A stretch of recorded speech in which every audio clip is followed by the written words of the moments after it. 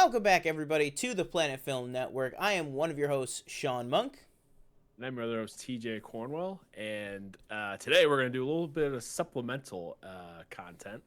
We didn't realize last week that today is the 4th of July.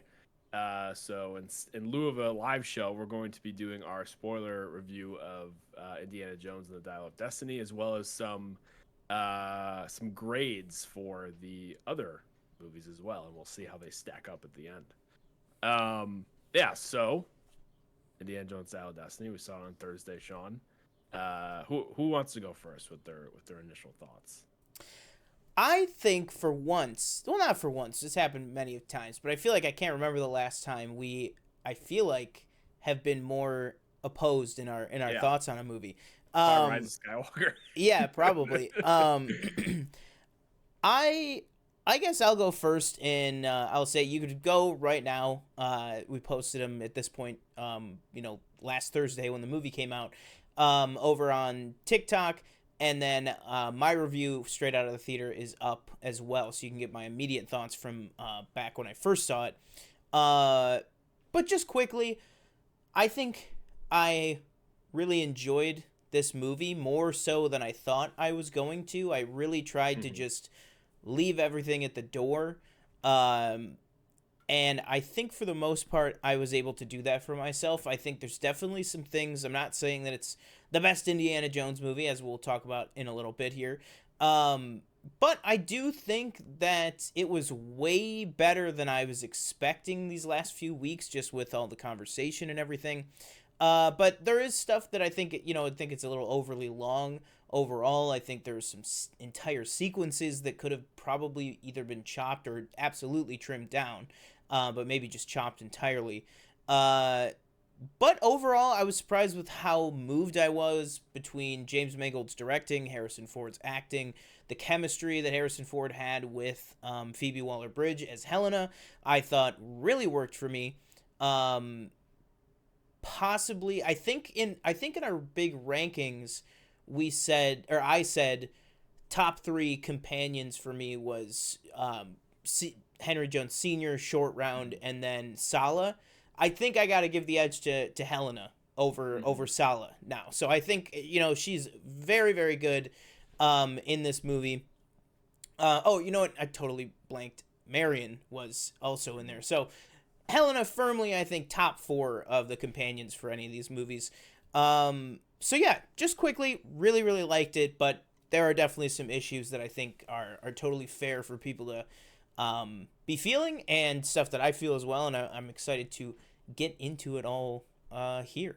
What did you think of Indiana Jones 5? Yeah, I came out and I think I don't know what expectations I went in with, but coming out of it, I was just really left underwhelmed, I guess. And that has nothing to do with any of the performances. I thought Harrison Ford is doing the best he could, especially at his age. I really enjoyed Phoebe Waller-Bridge as well.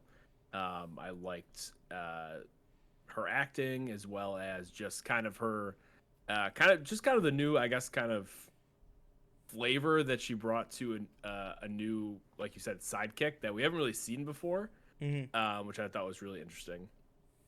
I felt as though the story didn't really do it for me. The villains, unfortunately, didn't really do it for me, even though I thought for sure that, we're going back to the bread and butter that I said in my review, the Nazis, which are the probably the best villains in this franchise. And again, nothing against Mads Mikkelsen. It's just I just did not feel the same sort of threat that I felt either in Crusade or Raiders, for example. I know those are the two best ones, obviously. Or maybe even in Temple of Doom, I guess. But granted, I think that is just because I didn't really buy into the whole what we're going after. I didn't buy into the dial. Okay.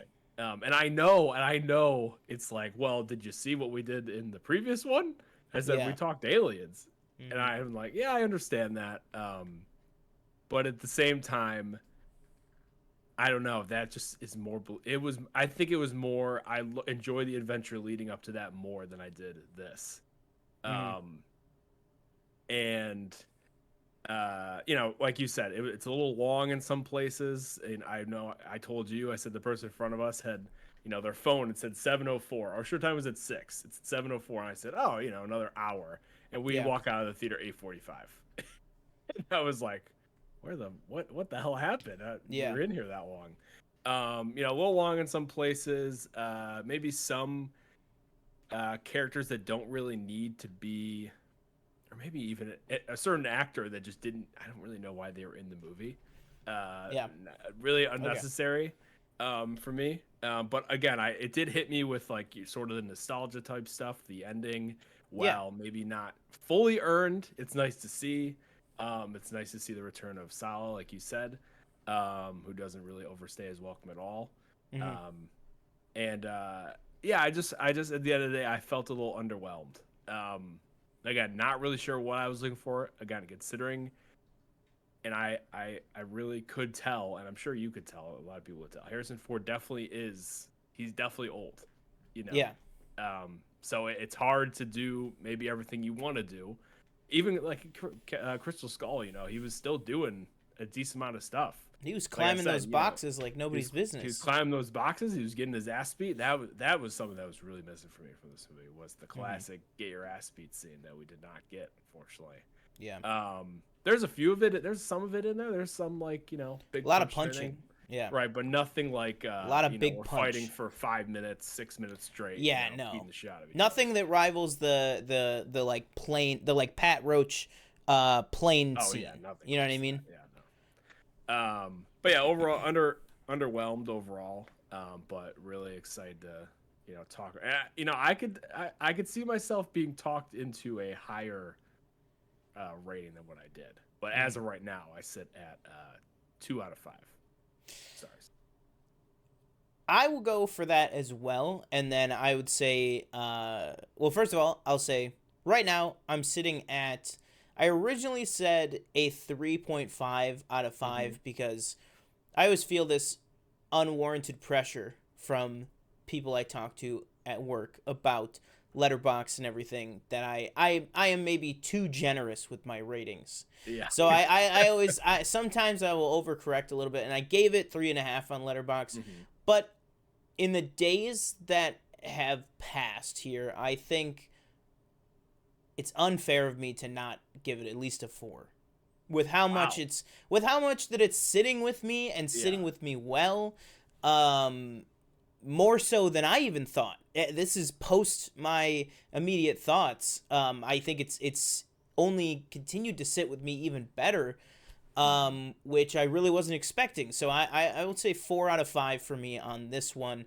If you don't mind spoilers, if you're not going to see this movie regardless, or if you're going to see this movie regardless, so you don't really care about spoilers, keep on watching here for the rest of this video. If not, I would say tab out of here, keep it in your continue watching on YouTube. Join us back once you've seen Indiana Jones 5, The Dial of Destiny.